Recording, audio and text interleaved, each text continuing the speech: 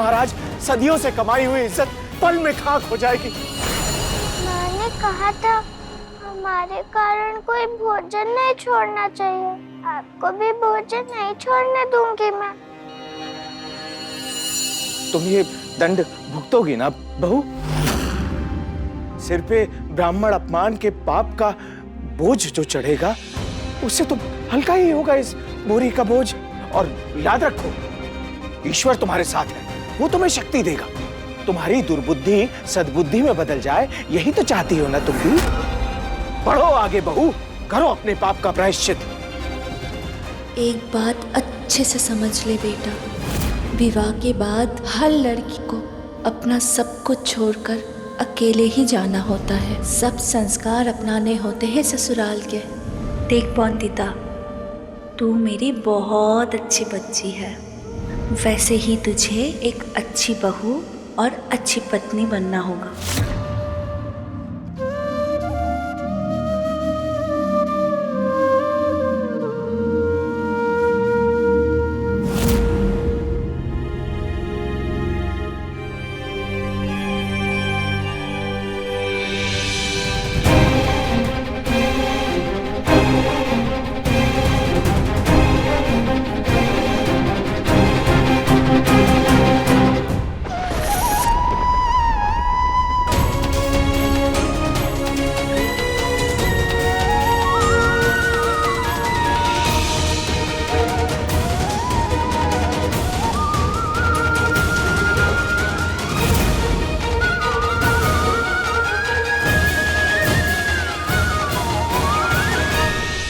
इस बुरी के गिरते ही बांध लेना तुम अपनी गठरी भी। अब महापंडित के गुस्से की ज्वाला से कोई नहीं बचा पाएगा तुम्हें बंदिता। शाबाश मनी।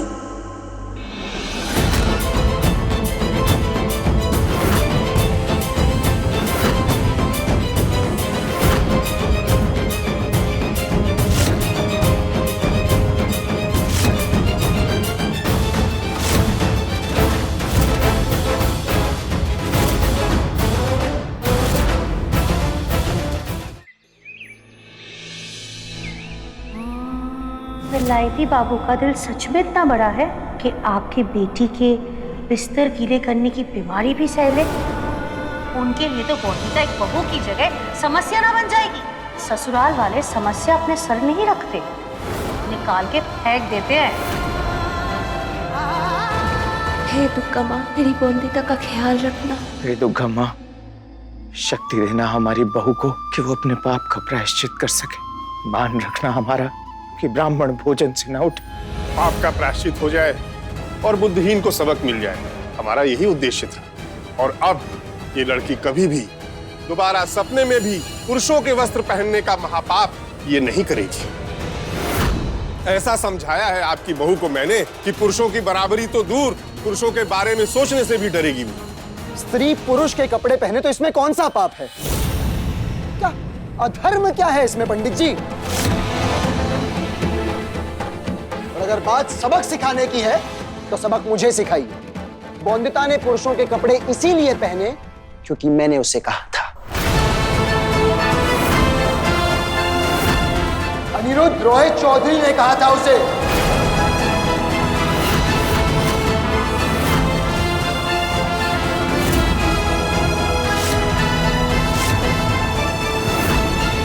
शब्दों की मर्यादा के साथ बड़ों का मान सम्मान करना भी भूल गए क्या अनिरुद्ध?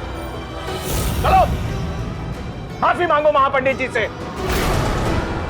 गलती इसकी नहीं, पश्चिमी सभ्यता ने इसे अंधा कर दिया है। इसीलिए हमारी सभ्यता और संस्कृति की अच्छाइयां इसे दिखाई नहीं पड़ रही हैं। लेकिन हम तो समझदार हैं ना, भटके हुए को रास्ता दिखाना किसका काम है? हमारा ना। रास्ता तो मैं दिखाना चाहता हूं, एक खुली और नई सोच वाला नया रास्ता।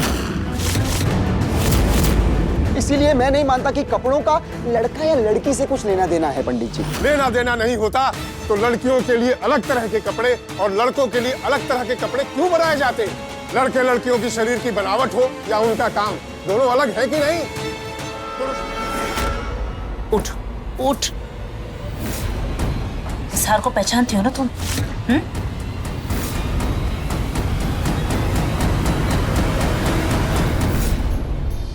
ये तो वही हार है ना जो ससुर जी ने आपको पहनाया था। तो ये हार मेरा हुआ ना, तो फिर ये चोरी कैसे हुई? बोलो, ये समझना नहीं है तुम्हें? मेरा ये हार तुम्हारी सुरमनी सासू माँ के पास कैसे गया? छीना है उसने ये हार मुझसे, वैसे ही जैसे उसने मुझसे मेरा बेटा छीन लिया। लेकिन तुम क्या करोगी ये सब समझकर? तुम इस समय बस ये हार लो और बेच दो।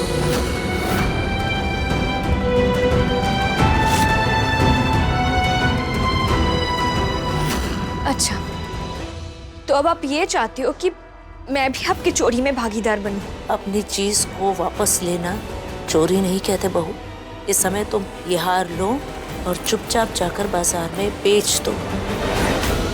तुमने सबको क्यों नहीं बताया कि अनिरुद्ध ने तुम्हें मॉडर्न कपड़े पहनने को कहा था?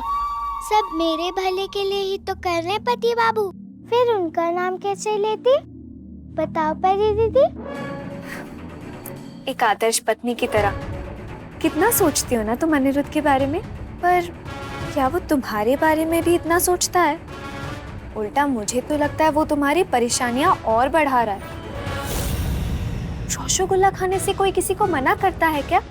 इतना कठोर कोई हो सकता है क्या कि सिर्फ इतना पानी पियो, योग करो, लड़कों की तरह कपड़े पहनो? कोई छोटी बच्चे के साथ ऐसा बर्ताव करता है क्या? न जाने अनिरुद्ध तुम्हारे साथ इतना पत्थर दिल क्यों है? 5 बकरियां नहीं तो कम से कम 1 बकरी भी उसे लाकर दे दो, ताकि तुम्हारा और सौरभ का रिश्ता बच जाए। पर 5 बकरियां तो आप चाहते थे ना? मुझे सिर्फ मेरे बेटे की और बहू की खुशी चाहिए। आज तक मैंने जो भी कहा, जो भी किया, खुद से नहीं, मुझसे उस औरत ने करवाया है। तुम्हारी सुरमनी सासू माँ ने। बस यही समझ लो कि मैं उसके हाथों की एक कठपुतली हूँ। अगर मेरा कहा ना माना तो रह पाओगी इस घर में? ये ले, खाना। जब तक दहेज की 5 बकरियां नहीं मिलेगी, तब तक इसी तरह मिमियाती रहेगी पूरे घर में बकरी की तरह। विराज! नहीं बहू के साथ कैसे कौन करता है? खबरदार, जो मेरे बेटे के पास भी गई तो तू। 2 रूप वाली है वो औरत। सामने तो बहुत प्यार जताती है वो, और पीठ पीछे तुम्हें और सौरभ को दूर रखने के लिए षड्यंत्र रच रही है वो औरत, तुम्हारी सुरमनी सासू माँ। तो आप कुछ कहते क्यों नहीं? मैं चाहकर भी कुछ नहीं कह सकती बहू। उसने मेरे बेटे को मेरे विरुद्ध कर दिया है। वो मुझे बुरी माँ समझता है, वैसे ही जैसे तुम मुझे समझती हो। इस समय बहू तुम ये हार लो, इसे बेचकर शायद मैं तुम दोनों की जिंदगी में थोड़ी खुशी ला सकूं। मैंने आपको मन ही मन में बहुत गुस्सा है कि एक माँ इतनी बुरी कैसे हो सकती है, और मैं कितनी गलत थी। मुझे माफ कर दीजिए।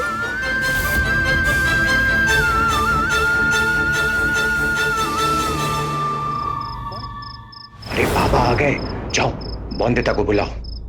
ओम ऐं ह्रीं क्लीं चामुंडाय विच्चै नमः। ओम ऐं ह्रीं क्लीं चामुंडाय विच्चै नमः। ओम ऐं ह्रीं क्लीं चामुंडाय विच्चै नमः। यहाँ पे क्यों लाए हैं भारी बाबू? बिहारी। हाँ हाँ भारी बाबू। जानते नहीं काका ससुर जी ने मना किया है यहाँ वहाँ जाने से। मैंने ही इसे बोला है तुम्हें यहाँ लाने के लिए।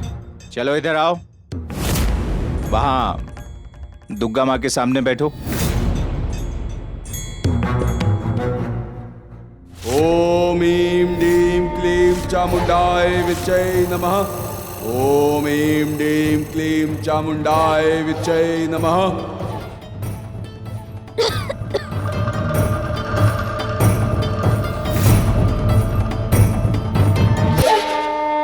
आप कौन हैं?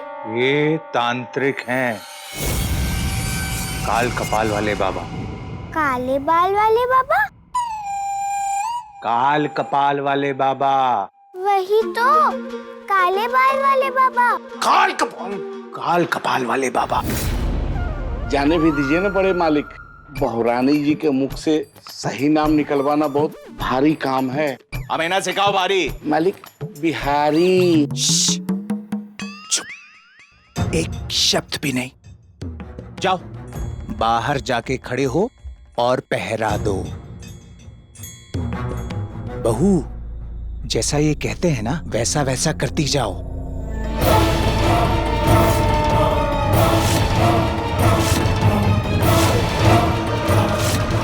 अब ये कौन सी नई मुसीबत है दुर्गा माँ?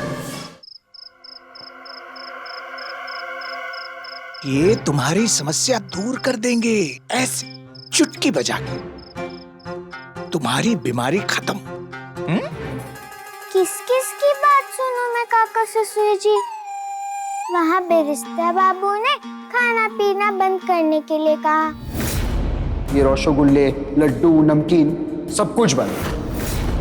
तो आपने मंदिर और रसोई में जाने के लिए मना किया। ये लड़की जहाँ जहाँ गई है सब शुद्ध करो। वो योग करवाते हैं, अब टोट का ताबीज पहनाते हैं। पति बाबू चिकित्सक के पास जाने के लिए कहते हैं, तो आप काले बाल वाले बाबा के पास लाते हैं। सारे प्रयोग अलग अलग क्यों कर रहे हैं आप सब? बाबा को शोर पसंद नहीं है। ओम ईम डीम क्लीम चामुंडाय विच्चै नमः। अरे खुद ही शोर नहीं कर रहे हैं। चामुंडाय विच्चै नमः।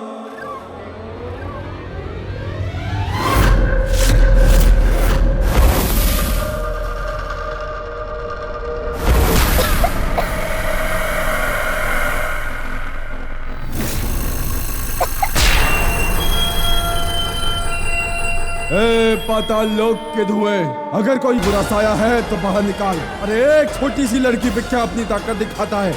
हाँ मुझसे लड़।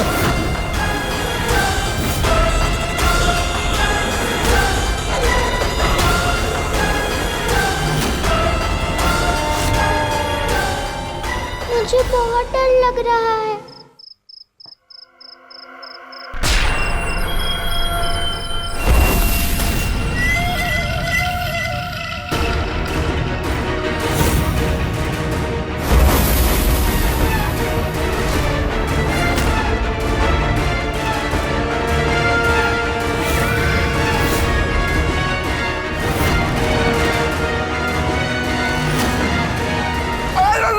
जाइए बड़े मालिक, रुक जाइए। आपके हाथ जोड़ रहे हैं, पांव पड़ रहे हैं मालिक आपके। उधर बड़े मालिक ध्यान कर रहे हैं। उन्होंने साफ साफ मना किया है कि कोई भी विघ्न न उत्पन्न करे उनके काम में। काम में? मतलब ध्यान में, ध्यान में।